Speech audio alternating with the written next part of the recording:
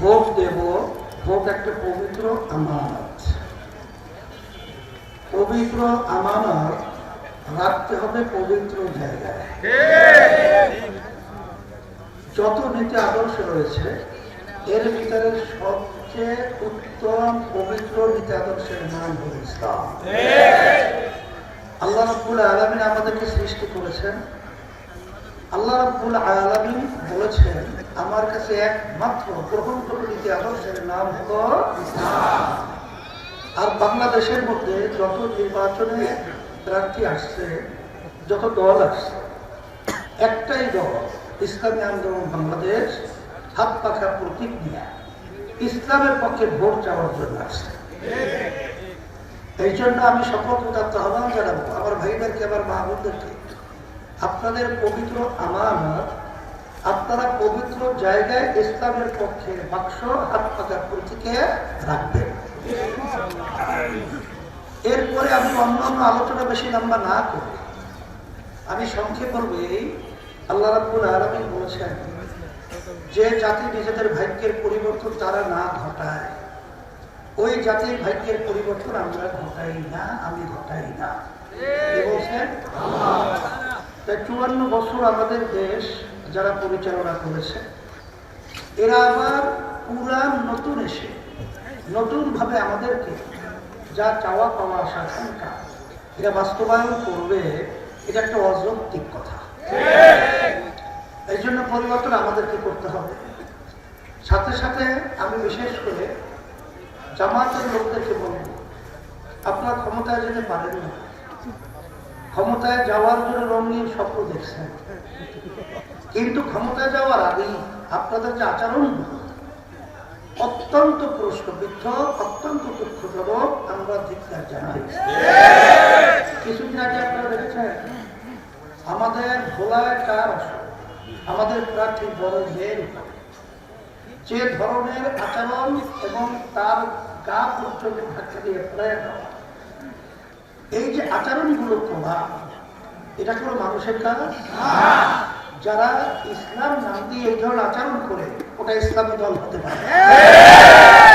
আপনারা দেখেছেন আমাদের গর্ব বাংলাদেশের সেনাবাহিনী, সেখানে ঢাকা কত আসন? তারেক রহমানের সেই 17 আসনের জামাতের প্রার্থী সেনাবাহিনী সম্পর্কে যে কুরুচিকর যে বক্তব্য, যে আলোচনা করছেন, আজকে সেটা ফেসবুকে মিডিয়ায় ভাইরাল হয়ে গেছে। কি বলেছে? কত বড় ঘৃণিত আমাদের সম্মানিত সেনাবাহিনীরা নাকি, অর্থাৎ তারেক রহমান এবং বিএনপির জন্য নাকি জিপটা দিয়ে পা চাইটা বিএনপির জন্য, মানে বিএনপির জন্য রাস্তা পরিষ্কার করে। এটা কোনো কথা? আমরা এই কথার ধিক্কার জানাই, আমরা ঘৃণা সহকারে প্রত্যাখ্যান করছি। আপনারা দেখেছেন খুলনা 1 আসনে আমাদের মা বোনদের কাছে যখন ভোট চাওয়ার জন্য গেছিল ইসলামী আন্দোলন বাংলাদেশ হাত পাখা প্রতীকের পক্ষে, সেখানে দাঁড়িপাল্লা নাম দিয়ে ওদের লোকেরা সেখানে প্রার্থী হল কৃষ্ণ নন্দী। সেই হিন্দু কৃষ্ণ নন্দীর পক্ষে সেখানে দাঁড়িপাল্লা মার্কায় আমাদের মেয়েদের উপরে, আমাদের বোনদের উপরে, আমার মাদের উপরে যেভাবে ওরা অশ্লীল আচরণ করেছে, এমনকি আমাদের মেয়েদের বোরখা পর্যন্ত ছিঁড়ে ফেলছে, এ কোন আচরণ?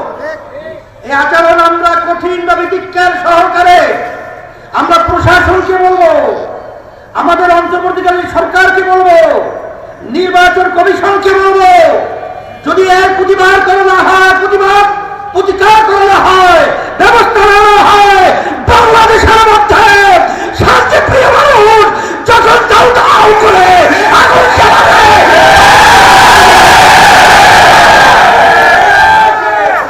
পরিষ্কার ভাবে বলছে ক্ষমতায় যেতে পারে নাই।